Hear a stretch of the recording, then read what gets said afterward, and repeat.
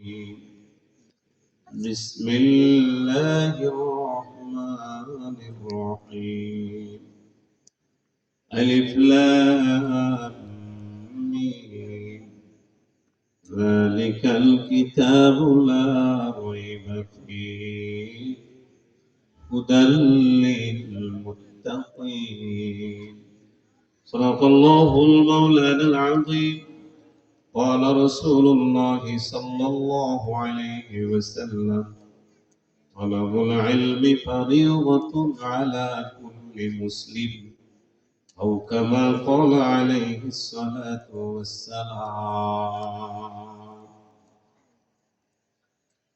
जिस शख्स ने कुरान को सीने में बसाया जिस शख्स ने कुरान को सीने में बसाया फिरदौस मुअल्ला में मुखा अपना बनाया फिरदौस मुअल्ला में मुखा अपना बनाया जिस शख्स की औलाद हो ये हाफिज कुरान जिस शख्स के औलाद हो ये हाफिज कुरान महशर में मिलेगा उसे एक ताज दुर्खशा महशर में मिलेगा उसे एक ताज दुर्खशा 10 अहल जहन्नम की सुपारिश वो करेगा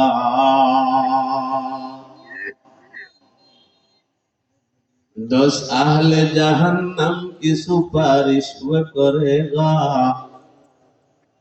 फिर दोस्त में लेकर वो उन्हें साथ चलेगा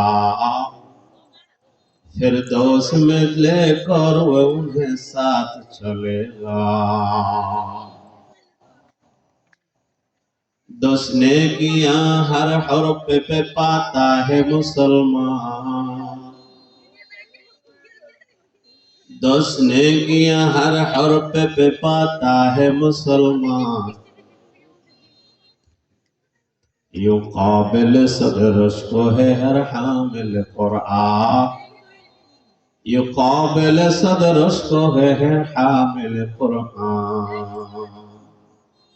सुब्हानक ला इल्म लना इल्ला मा अल्लमतना इन्नका अंतल अलीमुल हकीम अल्हम्दुलिल्लाह आज 28 जमादुल उला 1446 हिजरी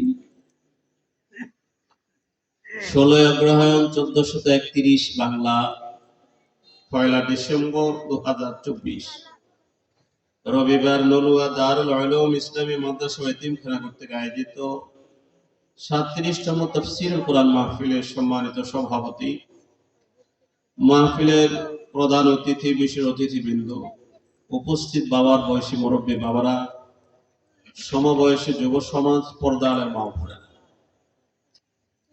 খাস করে উম্মতের সেরেতাজ হযরত উলামায়ে কেরাম আল্লাহ আমাদেরকে পবিত্র ইশার নামাজের পরে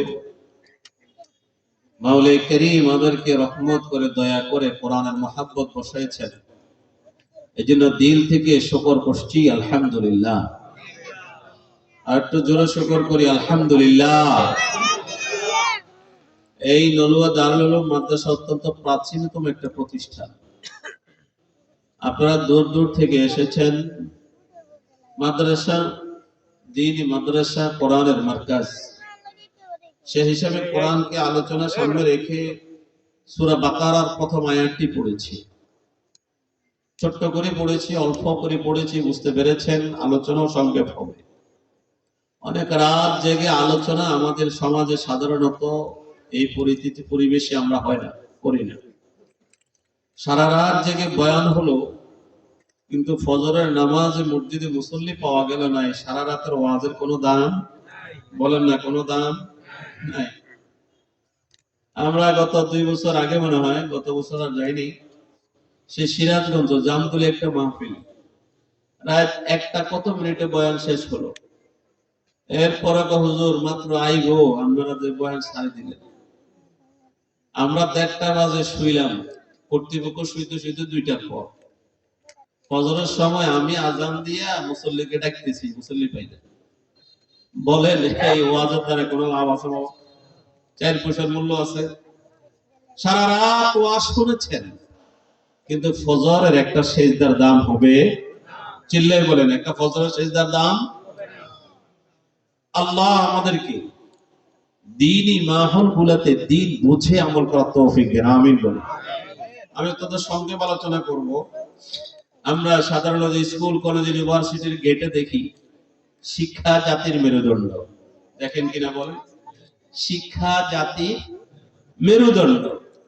তার মানে এটা মানুষের এই মেরুটা শক্ত থাকলে, সতেজ থাকলে মানুষটা ভালো সুস্থ, বসতে পারে, হাঁটতে পারে, চলতে পারে। মেরুদণ্ডহীন মানুষটি যেমন অকেজু, শিক্ষাহীন একটা জাতি তেমনি ভাবে অকেজু, বর্বর হয়, মূর্খ হয়। সমাজ মাথা উঁচু করে দাঁড়াতে পারে না শিক্ষাবিহীন। সেই হিসাবে আমরা যুক্তিতে বলি শিক্ষা জাতি মেরুদণ্ড। এবার আপনি প্রশ্ন করবেন, কোন শিক্ষা? শিক্ষা কাকে বলে? ডিকশনারি খুঁজলে দেখবেন শিক্ষা বলে জানা বা বুঝা, কোনো কিছু জানা বা বুঝা। এই ক্ষেত্রে কিন্তু আমার প্রশ্ন, সব জিনিস জানা বুঝার নাম শিক্ষা হয় না, আর সব কিছু জানলে বুঝলে শিক্ষিত হয় না। কথা বলেন ঠিক কিনা? আচ্ছা, জানে বুঝে তো আমার ঘরের গৃহপালিত পশুটাও তো বুঝে। একটা মুরগি, তার নিচে ডিম দেয়। আমাদের দেশে হাঁসে ডিম দেয় না মুরগি দেয়? কথা বলেন না, হাঁসে দেয় না মুরগি দেয়? মুরগি ডিম দেয়। সঠিক সময় মুরগি তার সিজার কাজ সমাধা করে। টাইমের আগে হলে ডিম নষ্ট হয়ে যাবে, টাইমের পরে হলে ভিতরে মুরগির বাচ্চাটি মারা যাবে। সঠিক সময় মুরগি তার সে ঠোঁট দিয়ে সিজার কাজ সম্পাদন করে ঠোকর দেওয়ার পর ভিতর থেকে বাচ্চাটি বের হয়। এই জ্ঞান তাকে কে দিয়েছে? আরো জোরে বলেন। এটা তার বেঁচে থাকার জ্ঞান, এটা শিক্ষা না। শিক্ষা হলো মানুষের বৈশিষ্ট্য। সুবহানাল্লাহ। শিক্ষা মানুষের বৈশিষ্ট্য, এটা কোনো জানোয়ারের বৈশিষ্ট্য না। তেমনি ভাবে তারিক ইবসাব রহমতুল্লাহি আলাইহি এক কিতাব লিখেছেন, ইনসান কি ইমতিয়াজ। কিতাবে লিখছেন ভারতবর্ষে বানরের খুব বেশি উপদ্রব, ফসল নষ্ট করে দেয়। এলাকার মানুষ চিন্তা করলো, আমরা রুটির ভিতরে বিষ মিশিয়ে বানর গুলোকে মারা যাবে, মারতে পারবো। 4 রাস্তার মোড়ে বেশ কিছু রুটিতে বিষ মিশিয়ে দিয়েছে, বানর মারা যাবে মনে করে। 4 রাস্তার মোড়ে সুন্দর আপ্যায়ন দেখে বানরের মনের ভিতরে বড় চিন্তা, বনি আদম তো এত সুন্দর মেহমানদারি আমাদেরকে করে না, দেখলে ইটা মারে, পাথর মারে, লাঠি দিয়ে আঘাত করে। কিন্তু এখন দেখি সুন্দর মেহমানদারি। তাদের বসকে জানালো, তিনি এসে রুটিগুলা ভাগ করলেন। বানরের বস, সে রুটিগুলা ভাগ করে ইশারা দিলেন, খাওয়া যাবে না এখন। জঙ্গলা থেকে একটা পাতা এনে রাখলো, সে বুঝাই দিলেন, এখান থেকে একটু পাতা খাইবা আর ওখান থেকে রুটি খাইবা। ইশারা দিয়ে বুঝাই দেওয়ার পর বানর গুলা রুটিও খাইলো, পাতাও খাইলো। বানর মরা তো দূরের কথা, একটা ঝিমা নিয়েও আসে নাই। তাকে এই বেঁচে থাকার জ্ঞান কে দিয়েছে বাবা? চিল্লে বলেন, কে দিয়েছে? এটা শিক্ষা না, এটা তার বেঁচে থাকার জ্ঞান। শিক্ষা মানুষের বৈশিষ্ট্য। এবার আপনি বলবেন শিক্ষা তাহলে কোনটাকে বলে? কিতাবে লিখছেন শিক্ষা বলে যেই শিক্ষার ভিতরে ধোঁকা নাই, যে শিক্ষার ভিতরে মিথ্যা নাই, প্রতারণা নাই, ওইটার নাম হলো আদর্শ শিক্ষা। আর ওইটার দ্বারাই সমাজের মধ্যে মানুষ সৃষ্টি হয়। সুবহানাল্লাহ। আল্লাহ পাক বলছেন, আলিফ লাম মিম, আলিফ লাম মিম, যালিকাল কিতাবু লা রাইবা ফীহি হুদাল লিল মুত্তাকিন। জাগতিক শিক্ষা, বেঁচে থাকার জ্ঞান, এটা শুধুমাত্র লাইট দেখায়।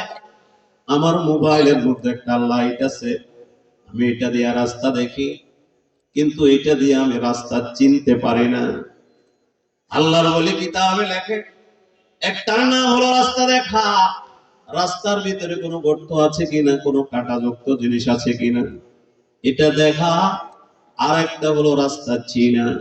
কানকিরার বাজার থেকে আসবেন, জটতলা রোডের মুখে আসলে পরে আপনি নলুয়া রাস্তা পাওয়া যাবেন। ওখান থেকে আসতে আসতে শেষ পর্যন্ত নলুয়া দারুল উলুম মাদ্রাসা পর্যন্ত পৌঁছা সম্ভব শুধুমাত্র আপনার আল্লাহ এক রাস্তা দেখাবে, রাস্তা চিনা হবে না। এজন্য আল্লাহ তাবারক ওয়া তাআলা বলেন, মানুষের জন্য আমি যে কোরআন নাযিল করলাম, প্রত্যেক নামাজের মধ্যে মানুষ বলে ইহদিনাস সিরাতাল মুস্তাকিম, আল্লাহ আমাকে জান্নাতে যাওয়ার রাস্তা দেখান। বলি কিনা? প্রত্যেক নামাজের সময় বলি, মালিক আমাকে আমার জান্নাতের রাস্তা দেখান। আল্লাহ পাক আমাকে বলেন, যালিকাল কিতাব, তোমার জান্নাতে যাওয়ার পরিচিত একটা মস্ত রাস্তা, সেটার নাম হলো কোরআনের রাস্তা। সুবহানাল্লাহ। কোরআনের রাস্তা মানুষকে রাস্তা পরিচয় দেয়, মূল ঠিকানা পর্যন্ত পৌঁছায় দেয়। এজন্য আল্লাহ তাবারক ওয়া তাআলা বলেন, লা রাইবা ফীহি হুদাল লিল মুত্তাকিন, এই রাস্তা তোমার কোনো ভুল হবে না, ধোঁকাবিহীন, মিথ্যাবিহীন, প্রতারণাবিহীন। যে রাস্তা তোমাকে মঞ্জিলে পৌঁছাবে ওই রাস্তার নাম হলো কোরআনের রাস্তা। আল্লাহ পয়গম্বর বলেন, তলাবুল ইলমি ফারিদাতুন আলা কুল্লি মুসলিম, জমিনের মধ্যে সকল সন্তানের জন্য কোরআনের জ্ঞান শিক্ষা অর্জন করা ফরজ। একজন বাবার 4 জন সন্তান আছে, 5 জন সন্তান আছে, প্রত্যেকটা সন্তানের কলিজার ভিতরে আব্বার জন্য কোরআনের জ্ঞান দেয়া ফরজ। এখন মাদ্রাসায় পাঠাই ওই সন্তানটারে, যে সন্তানটা পাউডুলা, হাতটা বাঁকা, একটা চোখে কম দেখে, কথা কন্যা ঠিক না, অথচ আব্বার জন্য 5টা সন্তানের প্রত্যেকজনের কলিজায় আল্লাহর কোরআন নবীর হাদিস দেওয়া ফরজে আইন। পয়গম্বর ডাক দেয়া বলে, তলাবুল ইলমি ফারিদাতুন আলা কুল্লি মুসলিম। এ দুনিয়ার সম্মান শোনো, দুনিয়ার মানুষরা শুনে রাখো, প্রত্যেকটা সন্তানের কলিজায় আল্লাহর কোরআন যদি তুমি দাও, মানুষ সমাজের মধ্যে আদর্শ হবে। আদর্শ মানুষ দিয়ে গঠিত সমাজটা আদর্শ সমাজের রূপ নেবে। সুবহানাল্লাহ। আরবের সমাজটি যখন বর্বর, আরবের সমাজটি যখন জাহেলি, আরবের যখন বর্বরতার যুগ, আল্লাহর পয়গম্বর বিশ্বনবী মুহাম্মদ আরবি সাল্লাল্লাহু আলাইহি ওয়াসাল্লাম, জোরে বলেন না সাল্লাল্লাহু আলাইহি ওয়াসাল্লাম, আল্লাহর পয়গম্বর রাস্তার ধারে বসে বসে চোখের পানি ছেড়ে দিয়ে কান্দে, ও মালিক, আরবের এই করুণ দশা এটি আমি সহ্য করতে পারি না। আমার আল্লাহ পাক বলেন, আরব বর্বর হয়ে গেছি, আরবের জাহিলি যুগ পরিবর্তনের জন্য ইয়াতলু আলাইহিম আয়াতি। আল্লাহর পয়গম্বর আল্লাহ পাক বলেন, নবীজি, নবী, মানুষের চরিত্র সংশোধনের জন্য মিছিল করো, মানুষের চরিত্র সংশোধনের জন্য রোড মার্চ করো, লং মার্চ করো, মানুষের চরিত্র সংশোধনের জন্য মানুষকে ধরে পিটাও। কারণ আল্লাহ পাক আল্লাহর পয়গম্বরকে কাজ দিলেন, ইয়াতলু আলাইহিম আয়াতিক ওয়া ইউআল্লিমুহুমুল কিতাবা ওয়াল হিকমাতা ওয়া ইউযাক্কিহিম। আল্লাহর পয়গম্বর আরবের মানুষগুলোর দিল যদি পরিবর্তন করতে চান, তাহলে মানুষের দ্বারে দ্বারে আল্লাহর কোরআন তেলাওয়াত করে শোনা। 1 নম্বর নবীর কাজ হলো তেলাওয়াত কোরআন। 2 নম্বর আল্লাহর পয়গম্বরের কাজ হলো ওয়া ইউআল্লিমুহুমুল কিতাব। 2 নম্বর আল্লাহর পয়গম্বরের কাজ হলো আল্লাহর কোরআন শিক্ষা দেওয়া, কোরআনের তরজমা বোঝা, তাফসীর বোঝা। 3 নম্বর ওয়া ইউআল্লিমুহুমুল কিতাবা ওয়াল হিকমা, নবীজির হাদিসগুলো শেখা। 4 নম্বর হলো মানুষের দিলটারে পরিষ্কার করা। যার দিল ভালো তার সব ভালো, যার দিল ভালো নাই, চেহারা সুন্দর, পোশাক সুন্দর, জমিদার, বাড়ি গাড়ির অভাব নাই, আল্লাহর কাছে তার 2 পয়সার কোনো মূল্য না। আরবে যারা গেছেন তারা দেখছেন, সারা বিশ্ব ভ্রমণ করেন নাই, আরবে যারা গেছেন দেখছেন বিভিন্ন কালারের মানুষ, বিভিন্ন রং রঙের মানুষ।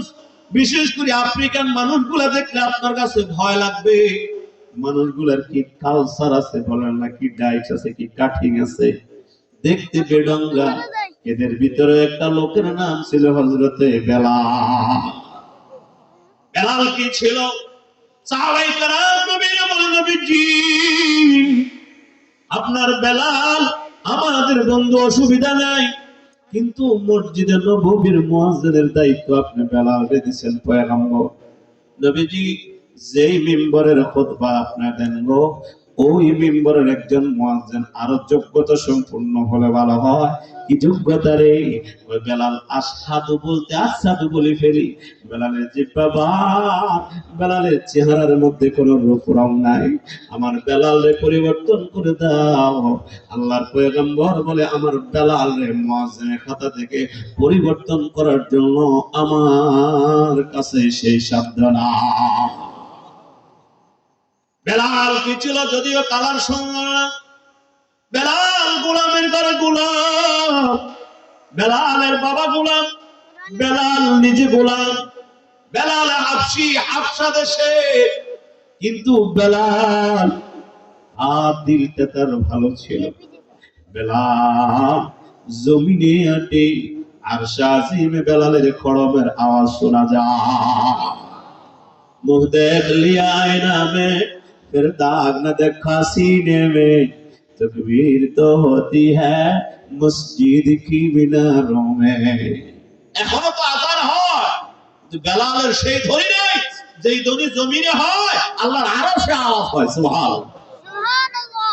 দিল ভালো লাগে, দিল পরিষ্কার লাগে। আল্লাহর পয়গম্বর আল্লাহ চার কাজ দিয়ে পাঠাইছেন। এক নম্বর হলো তেলাওয়াত। তেলাওয়াতে কোরআন দ্বারা আরবের সমাজ সোনালী সমাজে পরিণত হয়ে যায়। কি হলো? আরব নবীজির এক তেলাওয়াতে, এক কোরআনের আওয়াজে, হাদিস রাসূলের বাণীতে, নবীজির আহ্বানে আরবের সমাজটি রূপ নিয়েছে ব্যতিক্রম। যারা নবীকে খুঁজছিল আঘাত করবে, তারা নবীকে খুঁজে এখন চুমা খেতে। কোরআন তেলাওয়াতের দ্বারা পরিবর্তন। ইসলামের বিরুদ্ধে আঘাত করেছে, সেখানে পয়গম্বর অস্ত্র নিয়ে হাজির, কিন্তু সাধারণভাবে ইসলাম জয় হয়েছে, ইসলাম বিজয় হয়েছে শুধুমাত্র তেলাওয়াত আর পয়গম্বর আখলাকে। আখলাক। আজকে অনেক মিম্বরে বাবা সন্তানের জন্য নালিশ করে, হুজুর আমার ছেলে আমার কথা মানে না। করে কিনা বলেন না? কিন্তু আপনি আব্বা সন্তানের হক আদায় করেন না, এই কথার ওয়াজ আমরা এখন কম করি। কারণ ১৬ বছর আর আমরা দাওয়াত দিতেন না, কারণ মাইকে তো আপনার হাতে। মসজিদে ইমাম হইলে পরের দিন আর খানা খাওয়াইতেন না। হুজুর আমার ছেলে হকের ওয়াজ করলেন, ছেলেরা তো আব্বারে এখন এমনি মানে না। কিন্তু কোরআন শরীফে বহু আলোচনা আছে আব্বা কেন সন্তানের হক আদায় করে না। আছে না নাই? খলিফা ওমর, আল্লাহর পয়গম্বরের সাচ্চা খলিফা, ওমরের দরবারে এক বৃদ্ধ বাবা সন্তানটারে নিয়ে আসছে। খলিফা ওমর, আমার ছেলেটি আমার কথা মানে না গো ওমর। এ পয়গম্বরের খলিফা, আমার ছেলেটি আমার অবাধ্য হয়ে গেছে। খলিফা ওমর চোখটা বড় করে ছেলেটারে ডাক দিয়ে বলে, বাবা রে, আব্বার সাথে এমন আচরণ বড় ভালো না রে। মা বাবার সাথে অসদাচরণ করলে সন্তানের দুনিয়াও ভালো না, আখিরাত তো শূন্য হয়ে যায়। সবচাইতে বড় শাস্তি হলো সন্তান মারা যাওয়ার সময় ঈমান নসিব হবে না। খলিফা ওমর কথাটা বন্ধ করার পর ছেলেটি ডাক দেয়, ওমর এতক্ষণ পর্যন্ত আব্বার হকের ব্যাপারে আমার ওয়াজ করেছিলেন। ওমর গো, আমি আপনার কাছে জানতে চাই, আব্বা যেমন আমার কাছে হক পাবেন, আমি সন্তানকে আমার আব্বার কাছে কোনো হক পাবনি। তার জন্য যদি ইসলামে কিছু থাকে একটু বলে দিবেন। ওমর, আপনি আল্লাহর পয়গম্বরের খলিফা। ওমর, আল্লাহর নবীর কাছে শুনেছিলাম জমিনের ভিতরে যদি নবীজির পরে কোন নবী আসতো, তাহলে খলিফা ওমর নবী হইয়া জমিনে আসতো। ওমর গো, আপনার ব্যাপারে এমনও জানি, ওমর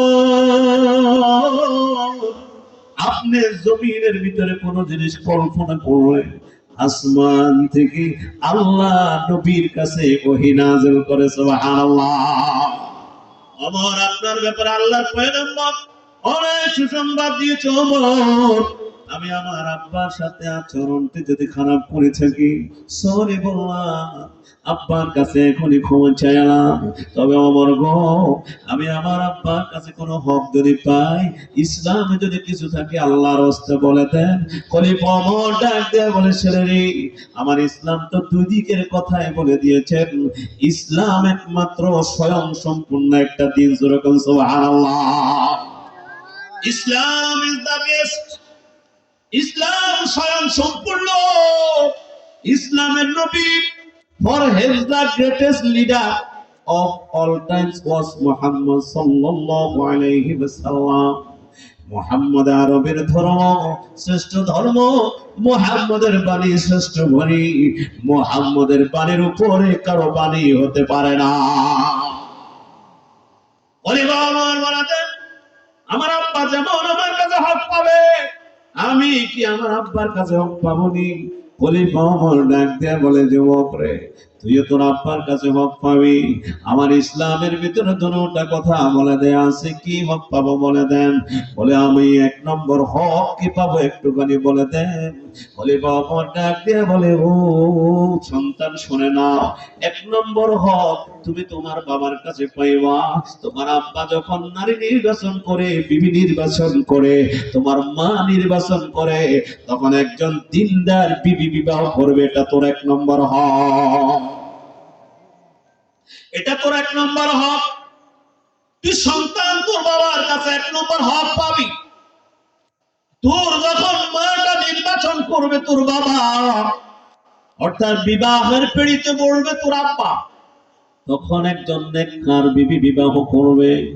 যদি তোর আব্বা এ হক আদায় করে নাই, তো মনে রাখবি, কিয়ামতের ময়দানে তোর একটা হক নষ্ট করলো তোর বাবা, আল্লাহ পাক ছাড়বে না। তোর সামনে তোর বাবার ফাঁসির কাছে আল্লাহর আদালত হবে। আল্লাহ সেদিন উত্তম বিচারক। সুবহানাল্লাহ। বর্তমান সমাজে বিবাহ একটা তালাতালি। বর্তমান সমাজের বিবাহ একটা যেন খেলা তামাশার মতো। কথা বলে না, ঠিক না? যুবকরা বলে, আব্বা আম্মার রুচি ভালো না, আমার রুচিতে শ্রেষ্ঠ রুচি। অথচ আল্লাহর পয়গম্বর বলেন, যখন তুমি বিবাহ করবা, চারটা জিনিস দেখবা। তুনকাহুল আরবাঈন লিমালিহা ওয়ালি জামালিহা ওয়ালি হাসাবিহা ওয়ালি দীনিহা ফাসফার লিজাতিদ্দীন। আল্লাহর পয়গম্বর সাহাবায়ে কেরামকে বলে, সাহাবারা রে, চারটা জিনিস দেখে মানুষ বিবাহ করে। এক নম্বর সুন্দর দেখা, দুই নম্বর তার বংশ দেখা, তিন নম্বর তার সৌন্দর্য দেখা। এক নম্বর সুন্দর দেখে, দুই নম্বর মাল দেখে, তিন নম্বর বংশ দেখে, চতুর্থ নম্বর দিন দেখে। ফাসফার লিজাতিদ্দীন, তুমি দিনটারে প্রাধান্য দাও। যেরকম সুবহানাল্লাহ। একজন মায়ের মাধ্যমে আল্লাহর ওলি তৈরি হয়, একজন মার মাধ্যমে একজন ইমাম তৈরি হয়, খতিব তৈরি হয়। এজন্য মা নির্বাচন করার সময় বাবার যেন ভুল না হয়। আল্লাহর পয়গম্বর বিশ্ব নবী মুহাম্মদ আরবি বলেন, তোর মুহাম্মদ আরবির খলিফা বলেন, তুই যুবক, তার এক নম্বর হক তোর আম্মা নির্বাচন করতে, বাবা যেন দিনদার বিবি নির্বাচন করে।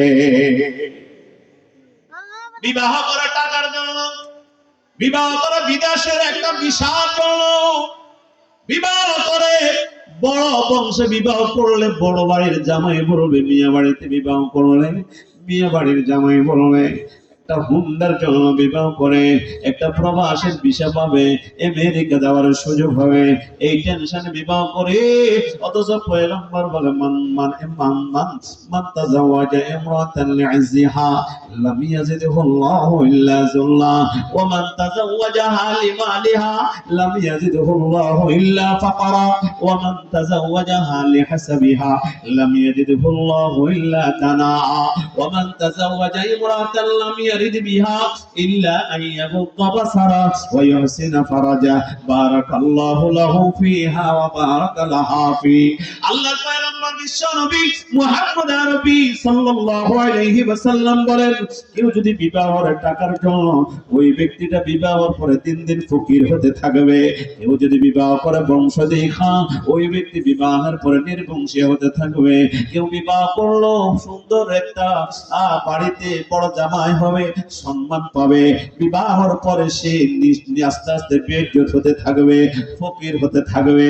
পয়গম্বর বলে যদি বিবাহ করে এ সমস্ত চিন্তা নাই, আল্লাহর নবী বলে তাদের দুজনের জন্য বরকতের দোয়া করে দিলাম। আল্লাহর পয়গম্বর উভয়জনকে বরকতের দোয়া করে দিলেন। বর্তমানে বিবাহের পরে বরকত নাই, বিবাহের পরে উভয়জন কিন্তু এখন লানতের প্রাপ্ত হয়ে যায়, কারণ বিবাহের মধ্যে আল্লাহর হুকুম নবীর তরিকা নাই। এজন্য বিবাহ হলো একটা খেল তামাশা। ওমর বলেন, আরে যুবক, তোর এক নম্বর হক তোর বাবার কাছে মা নির্বাচন করতে যেন নেককার করে।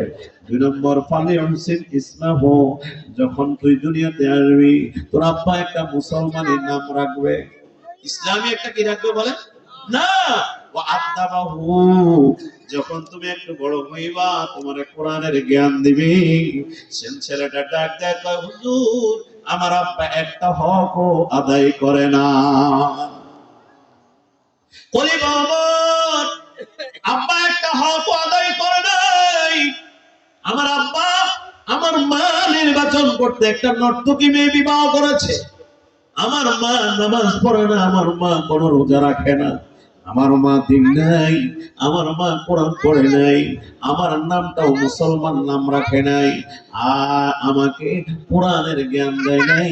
আল্লাহর পয়গম্বর বলে, এ বাবা শোনো, তুমি বাবা হওয়ার অধিকার রাখো না, আল্লাহর আদালতে বড় আসামি হইয়া দাঁড়াইবা।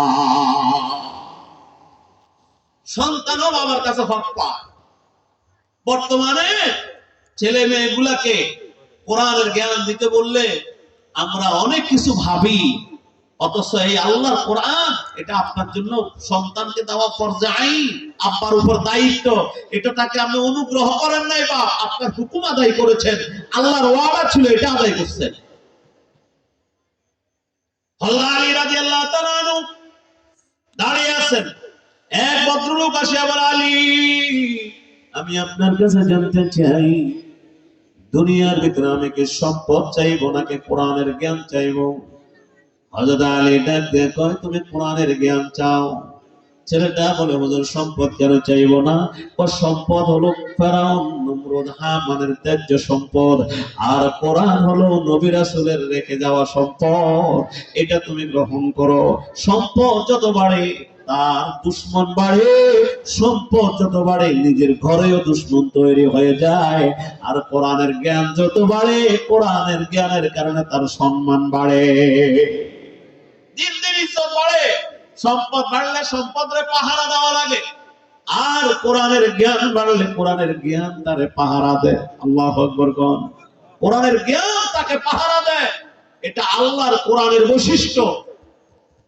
ইবনে বতুতা রাহমাতুল্লাহি আলাইহি সারা বিশ্ব ভ্রমণ করেছেন, তিনি তার কিতাবে লিখছেন কোরআন ওয়ালাকে কিভাবে পাহারা দেয়। আল্লামা ইবনে বতুতা সারা বিশ্ব ভ্রমণ করে এক একটা রাষ্ট্রের এক একটা কাহিনী লিখেছেন।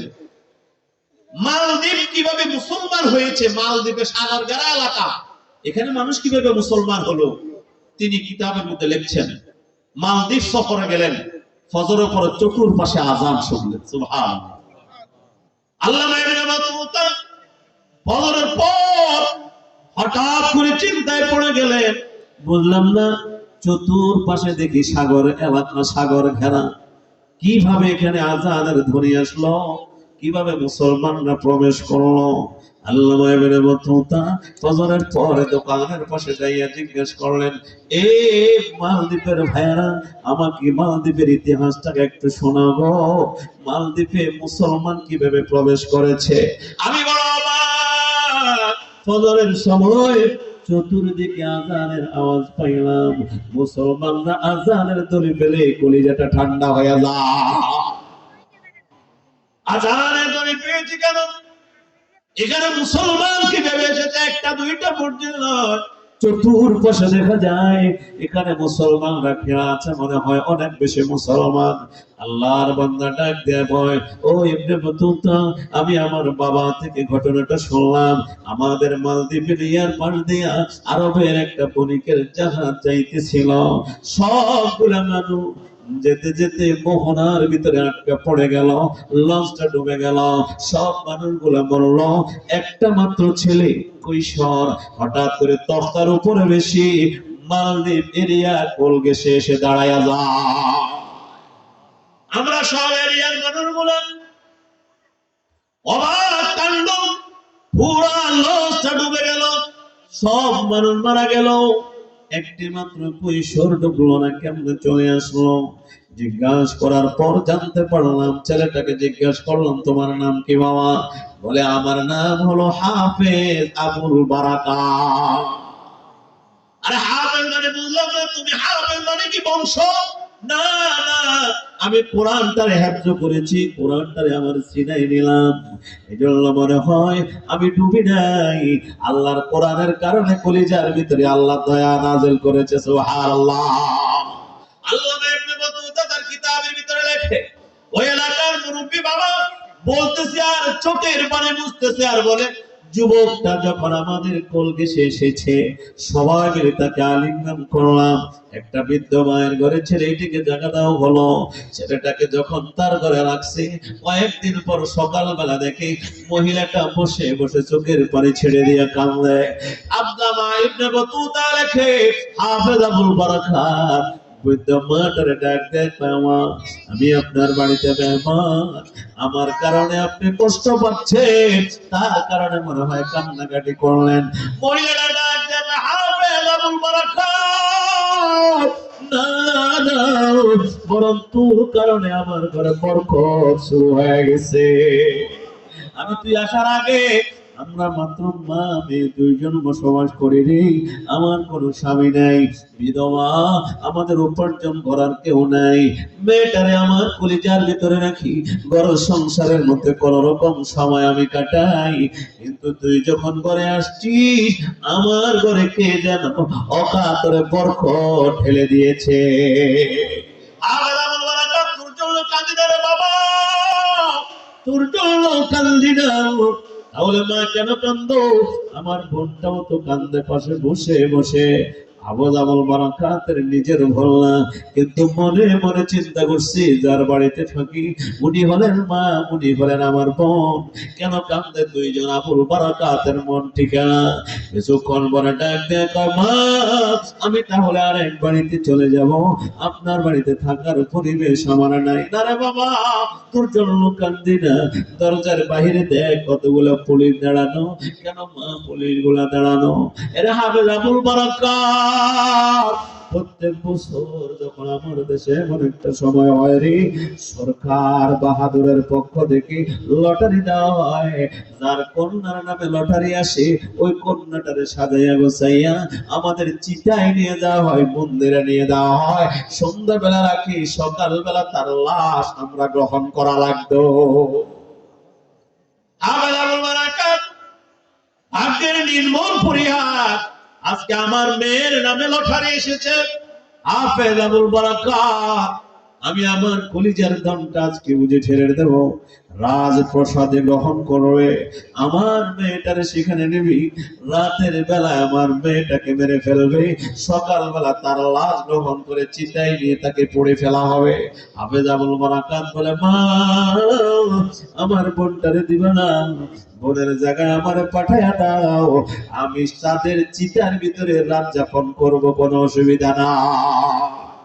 এরা হাফেজ আবুল বারাকাত, তুই তো আরেকজনের সন্তান, হাফেজ আবুল বারাকাত, আর তোকে আমি ওখানে কেমনে দিই আরেকজনের সন্তান?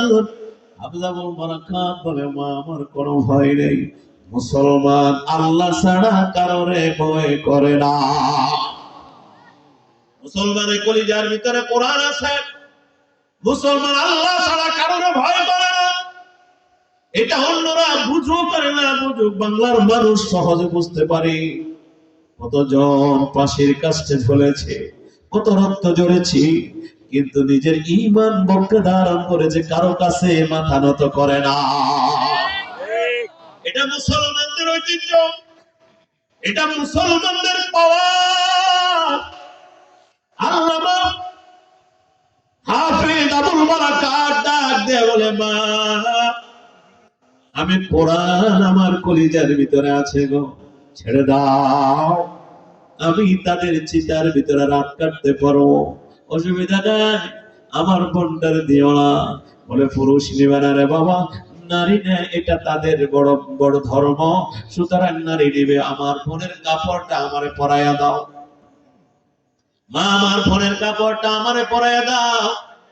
শেষ পর্যন্ত মা বাধ্য হলো, ওই পুলিশের হাতে ছেড়ে দেওয়া হলো। রাত যাপনের পর সকালবেলা পুলিশরা যখন দেখছে যুবক বসা, এর যুবক, তুমি কেন মরো নাই?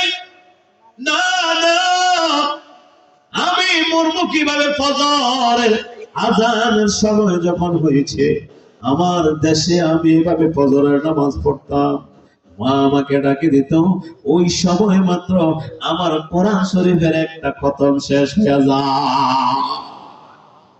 এই হামলামুল বারাকাত, তার মানে রাতের বেলায় তুই কি কিছু দেখিস নাই বাবা? হ্যাঁ দেখেছি। সন্ধ্যা যখন আমাকে চিতায় রাখে, আমি শুরু করেছি বিসমিল্লাহির রহমানির রহিম, কোরআন শরীফ পড়তে পড়তে পড়তে পড়তে যখন তোমরা এসেছো, এই মাত্র আল্লাহর কোরআনের সূরা নাস শেষ হয়েছে গো। আল্লাহর কোরআনের একটা পাওয়ার আছে, আল্লাহর কোরআন কোরআন ওয়ালারে পাহারা দেয়। রাতের বেলায় দস্যু আসতেছিল, সূরা ইয়াসিন যখন জোরে জোরে পড়ি, আমি বেঁচে যাই, আর ওই দুশমনকে আল্লাহ দূরে সমুদ্রে ফেলে দেয়। হুসনে সিরত গরনা বাসদ, হুসনে সুরত হিচেনি, হুসনে সিরত গরনা বাসদ, হুসনে সুরত হিচেনি, গোল আগর খুশবু নাদারত কাবিলে গুলজারনি, গোল আগর খুশবু নাদারত কাবিলে গুলজারনি। আল্লাহ ইবনে বাতুতা লেখে, ওই মুরব্বি বাবা ডাক দিয়ে বলে, যুবক, তাকে রাত প্রসাদে নেওয়ার পর এলাকার সব মানুষ ডাক দিয়ে করে, হাফেজ আবুল বারাকাত যদি সত্য হয়, হাফেজ আবুল বারাকাতের কোরআন যদি সত্য হয়, হাফেজ আবুল বারাকাতের আল্লাহ সত্য, নবীও সত্য, পড়ে দেব সবাই মিলে লা ইলাহা ইল্লাল্লাহু মুহাম্মাদুর রাসূলুল্লাহ সাল্লাল্লাহু আলাইহি ওয়াসাল্লাম। মালদ্বীপে সেই দিন হাজার হাজার অমুসলিম একজন হাফেজে কোরআনের উসিলায় কালিমা পড়ে মুসলমান হয়ে যায়। মালদ্বীপের ইতিহাসে একজন হাফেজে কোরআনের উসিলায় সারা মালদ্বীপে ইসলামের পতাকা উঠে। আমার দেশের এই 24 সালের আগস্টে কিছু যুবকের রক্তের উপর এই দেশের গন্ধ পায়, আমার দেশে ইসলামী হুকুমত কায়েম হবে। এই দেশের রক্তের বিনিময়ে ইসলামী হুকুমত কায়েম হবে। এই দেশে এখনো সকাল হয় আযানের ধ্বনিতে, এই দেশে সন্ধ্যা হয় আযানের ধ্বনিতে, এই দেশে আলেম ওলামার মারকান, টুপিওয়ালা দাড়িওয়ালার মারকান, এই দেশে আলেম ওলামার দেশ, শাহজালাল শাহ ফরানের দেশ, শাহ মাখদুমের দেশ, জৈনপুরি পুরপুরা আল্লাহওয়ালার দেশ, সরবর আল্লাহর কুতুবের দেশ। এই দেশের মাটির জন্য, লাল সবুজের পতাকার জন্য 30 লক্ষ যুবক শহীদ হয়েছে। এই দেশের স্বাধীনতা সার্বভৌমত্ব রক্ষার জন্য যা রক্ত দেওয়া হয়ে গেছে, একটা গাছের নিচে যতটুকু শক্তি দিলে গাছ সতেজ হয়, শক্তিশালী হয়, ততটুকু দিয়ে ফেলেছে। এখন আমাদের প্রয়োজন একটু পরিপাটি করে তোলা। আল্লাহ কবুল করেন, আমিন বলি। বাবা, এই প্রতিষ্ঠানে কোরআন তেলাওয়াত হয় কিনা জোরে বলেন, চিল্লে বলেন, হয় কিনা? আল্লাহর কোরআন তেলাওয়াত হয়, কোরআনের আমল হয়। আমার নবীজি বলেন, কোরআনের দ্বারা শুধু পর্ণওয়ালা দাবি নয়, কোরআন পড়ার জন্য যে বাবা মা দিয়েছে সেও দাবি। সুবহানাল্লাহ। কোন মান কারাল কোরআন ওয়া আমিলা বিমা ফীহি উলবিসা ওয়ালিদাহু তাজান ইলা ইয়াউমিল কিয়ামাহ। আমার পয়গম্বর বলেন যে কোরআন পড়েছি, কোরআন ওয়ালার বাবা মারে আল্লাহ নূরের টুপি পরাইয়া দিবে। দুনিয়ার সূর্যের মধ্যে যে আলো দেখো, একজন বাবা মা মাথার টুপির আলো এর চেয়ে বেশি হবে। সুবহানাল্লাহ। কিয়ামতের ময়দানে হাফেজ কোরআনের বাবারই আল্লাহ নূরের টুপি পরাই সম্মান দেবে। একজন আলেমের বাবা মারে আল্লাহ নূরের টুপি পরাই সম্মানিত করবে। সুবহানাল্লাহ। আলেমের মা বাবারা কত ভাগ্যবান, রোজ হাসরে মাথায় হবে তাজ পরিধান। আলেমের মা বাবারা কত ভাগ্যবান, রোজ হাসরে মাথায় হবে তাজ পরিধান। হাফেজের মা বাবারা কত ভাগ্যবান, রোজ হাসরে মাথায় হবে তাজ পরিধান। হাসরের কঠিন মাঠে হবে হাহাকার, হাসরের কঠিন মাঠে হবে হাহাকার। যাদের মাথায় মুকুট হবে কি না চমৎকার, যাদের মাথায় মুকুট হবে কি না চমৎকার। প্রশ্ন হবে মাথায় মুকুটকে বা কাহারা, প্রশ্ন হবে মাথায় মুকুটকে বা কাহারা। জবাব হবে আলেমেরও মা বাবা তাহারা, জবাব হবে আলেমেরও মা বাবা তাহারা। जिस शख्स की औलाद हुए हाफिज कुरान, जिस शख्स की औलाद हुए हाफिज कुरान, महशर में मिलेगा उसे ताज दुरुखसार। अल्लाहु আকবার। একজন হাফেজ কোরআনের আব্বা আম্মাকে আল্লাহ দুনিয়াতে যে ইজ্জত দিয়েছে, আখিরাতে এর চেয়ে হাজার গুণ ইজ্জত দিবে। সুবহানাল্লাহ। আমার আব্বা একদিন বলে, বাবা আমার দুনিয়ার ইজ্জত আল্লাহ দিয়েছেন, আখিরাতে কত না আল্লাহ দেয়। বশির সাহেবের বাবা এই জন্য চেয়ারম্যান সাহেব নিজে উঠে আব্বারে চেয়ার দিছে। আব্বা খুশি করে বাড়িতে আসি বলে, বাবা আর সম্পদের প্রয়োজন নাই, রব দুনিয়াতে যে ইজ্জত দিয়েছেন আমার তো মনে হয় আখিরাতে আল্লাহ এর চেয়ে বেশি ইজ্জত দিবেন। বাপ এই ইজ্জত তো রব্বে কারীমের পক্ষ থেকে। আল্লাহ আমাকে আপনাকে আমল করার তৌফিক দেন, আমিন বলি। কোরআন ওয়ালাকে আল্লাহ দুনিয়াতে ইজ্জত দিবেন, আখিরাতেও দিবেন। কোরআন ওয়ালার বাবা মাকে দুনিয়াতে ইজ্জত দিবেন, আখিরাতেও দিবেন। কোরআনের মারকাজ যারা মুহাব্বত করেছেন, এসেছেন, একটুখানি খবর নিয়েছেন, আপনাকে আল্লাহ সমপরিমাণ সওয়াব দিবেন। সুবহানাল্লাহ। কুন আলিমান আও মুতাআল্লিমান আও মুত্তাবিআন আও মুহিব্বান ওয়ালা তাকুন খামিসান। পয়গম্বর সাল্লাল্লাহু আলাইহি ওয়াসাল্লাম বলেন, দোস্ত তুমি কোরআন ওয়ালা হও, আলেম হও, না হয় আলেমের ছাত্র হও, তাও ভাগ্যে জুটলো না তো আলেমের অনুসরণ করো, তাও যদি ভাগ্যে জুটে নাই তো দূর থেকে মুহাব্বত করো। খবরদার দোকানে বৈশা আলেমের বিরুদ্ধে সমালোচনা কইরো না, পাত্র হলে খারাপ হয়ে যাবে, ধ্বংস হয়ে যাবে। তোর পিছনে খোদার গজবের আগুন লাগছে, তুই আলেমের বিরুদ্ধে বসে বসে সমালোচনা করস, তোর মতো নিমক হারাম আল্লাহর জমিনে বেঁচে থাকার অধিকার। আমার কথা না হাদিসের কথা। নবী বলেন পাতাহারি এ ধ্বংস, এর উপর খোদার লানত। কয় প্রকার হবো আব্বা বলেন? কয় প্রকার? 4 প্রকার। বলেন কয় প্রকার? 4 প্রকার। 1 কোন আলেমান, তুমি আলেম হও।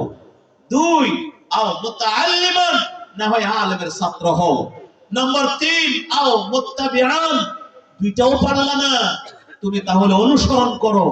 4 তাও ভাগ্য জুটলো না, কই পাইলা আলেম, তো দূর থেকে মুহাব্বত করো। নবী বলেন তুমি বেঁচে যাবা। খবরদার যদি 5 নম্বর পথ অবলম্বন করো, ওয়ালা তাকুন খামিসান, দোস্ত এ কপাল পোড়া 5 নম্বরে যাস না, পাতা লিক ধ্বংস হয়ে যাবে, লানত পড়ে যাবে। এই লানত অবধারিত রব্বে কারীমের পক্ষ থেকে সিলমোহর মারা নিশ্চিত হয়ে যাবে। আল্লাহ আমাদেরকে আমল করার তৌফিক দেন, আমিন বলেন। আমি এই মজলিসে যাদেরকে দেখতেছি আপনারা কেউ আলেম, অনেকগুলো আলেম এসেছেন, আর কেউ আছে আলেমের ছাত্র। আলেম হতে পারলেন না, যারা বসেছেন অন্তত নিয়ত যদি করেন। আজকের প্রধান মেহমান একজন বিজ্ঞ আলেম, আল্লামা আহমদ শফি রহমতুল্লাহ আলাইহির কলিজার টুকরা খলিফা। উনি কিছুক্ষণ পরে আসবেন, উনার কথা শুনবো। হুজুর আমাদের ওস্তাদ হবেন, আমরা ছাত্র হিসেবে বসবো। এই কয়েক মিনিটে যদি এই নিয়ত করেন তো আপনারা সবাই ছাত্র হয়ে গেলেন, আলহামদুলিল্লাহ। তাহলে হাদিসের ইবারত হয়ে গেল কোন আলিমান আও মুতাআল্লিমান, হয়তো আলেম হও, না হয় আলেমের ছাত্র হও, তো কয়েক মিনিটের ছাত্র তো হয়ে গেলেন, আলহামদুলিল্লাহ বলেন।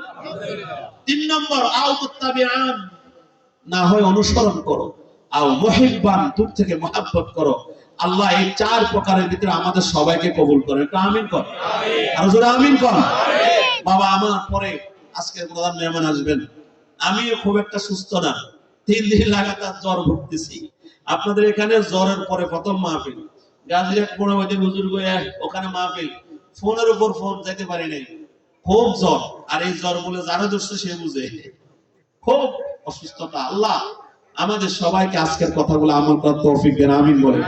প্রতিষ্ঠানটা আপনাদের বাবা, এই প্রতিষ্ঠানের শুরু থেকে শেষ পর্যন্ত আপনারাই সহযোগিতা করেছেন, দোয়া করেছেন। যারা এই প্রতিষ্ঠানের আশেপাশে ছিলেন, আপনাদের কারণে হয়েছে, আপনাদের দ্বারা সামনে হবে, বলেন না ইনশাআল্লাহ?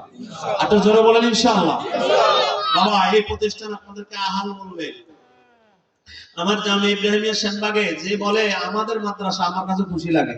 আপনারা এই নলুয়ার মানুষ একটু বলেন, আমার আল্লাহকে খুশি করার জন্য বলেন, দুনিয়ার মানুষ না বাবা, দুনিয়ার মানুষ চলে যাবে, এটা কিন্তু থেকে যাবে, এই প্রতিষ্ঠান থেকে যাবে, এক একজন চলে যাবে, কাসেম সাহেবও চলে যাবে, এলাকার সবাই চলে যাবে, আমিও একদিন নেই, কিন্তু এই প্রতিষ্ঠান তো থাকবে। কথা বলেন ঠিক কিনা? এটা আসহাবে সুফফার নজরের প্রতিষ্ঠান, আসহাবে সুফফার সাথে তার শিকল বাঁধা, কিয়ামতের দিন সে তার সাথে চলে যাবে। কিন্তু আপনি 1 মিনিটে যদি বলেন প্রতিষ্ঠান আমাদের, তো আপনি প্রতিষ্ঠানের আহাল হয়ে গেলেন। সুবহানাল্লাহ। একটু বলেন প্রতিষ্ঠানটা আমাদের, একটু বলেন, হাত তুলে বলেন নারায়ে তাকবীর। আল্লাহ নলুয়া প্রতিষ্ঠানটা আমাদের প্রতিষ্ঠান, বলেন। আল্লাহ কবুল করেন, আমিন। আজকে আপনি আমাদের বলার কারণে এখন প্রতিষ্ঠানে আহাল হয়ে গেলেন। কিয়ামতের ময়দানে এই প্রতিষ্ঠান যখন আল্লাহ জবান দিবে, ও বলবে আল্লাহ আমার আহালকে দেন। আল্লাহ বলবে তোর আবার আহালকে? তুই প্রতিষ্ঠান তখন বলবে আল্লাহ ওই যে জাহান্নামের দরজায় দাঁড়ায়া রয়েছে আব্দুল করিম, আল্লাহ ও না, আমাকে টাকা দিলেন, আমার জন্য কিছু জায়গা দিলেন, এখানে কিছু ছাত্র পড়তো শহর থেকে আসে, বাড়িঘর ভাঙে গেছে, এই ছাত্রটা দিন শিক্ষার জন্য একটা সুযোগ করে দিলাম। ও আল্লাহ, আমি প্রতিষ্ঠানকে সাহায্য করেছেন, মাহফিলে এসে চাঁদা দিয়েছেন, টাকা দিয়েছেন, শ্রম দিয়েছেন, মাহফিল শ্রবণ করেছেন, সন্তান দিয়েছেন, চাউল 1 মুঠ দিয়েছেন। আল্লাহ ও আব্দুল করিম ওই জাহান্নামের দরজায় মুখটা মলিন করে দাঁড়িয়ে আছে, আল্লাহ ওকে আমার 2 কাঁধে সাওয়ার করাইয়া দেন। এই প্রতিষ্ঠানকে একটা আল্লাহ সাদা, হাদিসের ইবারত হলো সাদা বক আকারে 2টা ডানা দিবে আল্লাহ। কয়টা ডানা? সাদা বক। বক দেখছেন না জমিনে? সাদা বক ডানা কয়টা হয়? কথা কয়টা? কয়টা ডানা হয়? 2টা ডানা। প্রতিষ্ঠান 2টা ডানা মেলবে। আল্লাহ যে জায়গা দিলেন, টাকা দিলেন, শ্রম দিলেন, মহব্বত করলেন, সবাইকে 2 ডানায় উঠাইয়া দেন, আমি প্রতিষ্ঠান উড়াল দিয়ে জান্নাতে চলে যাই। এই প্রতিষ্ঠান উড়াল দিয়ে জান্নাতে যাবে আমাদেরকে নিয়ে। আল্লাহ আমাদের কবুল করেন, আমিন বলেন। কয়েক মিনিট আমার কাছে সময় কিন্তু দেরি হয়ে গেছে। এই 10টা পর্যন্ত আর মাত্র 11 মিনিট আছে। 11 মিনিটের ভিতরে আমি আপনাদের ভিতরে একটু মহব্বত চাই, প্রতিষ্ঠানকে কে ভালোবাসেন আমি অনুরোধ করবো, আব্বা পায়ে হাত রেখে বলবো কেউ উঠবেন না, মজলিসটা নষ্ট করবে না, যতটুকু বসছেন মজলিসটা সুন্দর আছে। আল্লাহর কাছে অনেক মানুষ মাহফিলে আসতে হবে এটা কোথাও নাই, আল্লাহর কসম কোথাও লেখা নাই। তবে যারা আসছেন হেদায়েতের নিয়তে বসবেন, এটা কিন্তু আল্লাহর কাছে বিবেচ্য বিষয়। শেষ পর্যন্ত দোয়া নিয়ে যাওয়ার ইরাদা করে বসেন, আল্লাহ কবুল করেন, আমিন বলি। কয়েক মিনিট আমাকে একটু সহযোগিতা করেন। প্রতিষ্ঠান আপনাদের, প্রতিষ্ঠানের জন্য অনেক টাকা ঋণ, ওস্তাদের বেতন বাকি, ছাত্রদের পড়াকির জন্য, চাউলের জন্য, বোর্ডিং এর খরচের জন্য। একজন আল্লাহর বান্দা আবু বকর সিদ্দিকের মতো বলেন, হুজুর আমি মাদ্রাসার জন্য 10,000 টাকা দেব, 5,000 টাকা, 3,000, 2,000, 1,000, শর্ত অনুযায়ী আপনার যতটুকু তৌফিক আপনি ততটুকু দিবেন। আমি আপনাকে তৌফিক আছে 1,000, আমি আপনাকে 10,000 কেমনে বলি? তৌফিক যার যতটুকু আছে। কয়েক মিনিটে হুজুর আমাকে না বললেও আমি আপনাদের পাশেরই একজন ভাই, যে আমি ইব্রাহিমের খাদেম, প্রতিষ্ঠানের অবকাঠামো দেখে আমার কাছে মায়া লেগে উঠছে আসলে, এজন্য আপনাদের একটু বিরক্ত করতেছি। কয়েক মিনিটে একটু অনুরোধ করতেছি, প্রতিষ্ঠানের সাথে সম্পৃক্ত হন। নগদ যদি এনে থাকেন নগদ দিবেন, না হয় বাকি লেখাবেন, মার নামে বাবার নামে। অনেকে আছে মা নাই বাবা নাই, অনেকে আছে 2 জনকে হারিয়েছেন, আব্বা আম্মার নামে আপনি প্রথম খাতার মধ্যে লেখান, তৌফিক অনুযায়ী ইনশাআল্লাহ আল্লাহ কবুল করেন, মঞ্জুর করেন। নগদ যদি দিবেন তো ভালো, না হয় বাকি হলো ইনশাআল্লাহ পৌঁছায় দিবেন। আবুল খায়ের সাহেব না, ওনার বাড়ি কোন জায়গায়? মাশাআল্লাহ, হাই স্কুল প্রতিষ্ঠাতা আবুল খায়ের সাহেব 15,000 টাকা। নারায়ে তাকবীর। আল্লাহ কবুল করেন, মঞ্জুর করেন। আবুল খায়ের সাহেবের আব্বা আম্মার গুনাহ মাফ করে দেন, বিপদ আপদ থেকে হেফাজত, সবাই আমিন কোন। আমার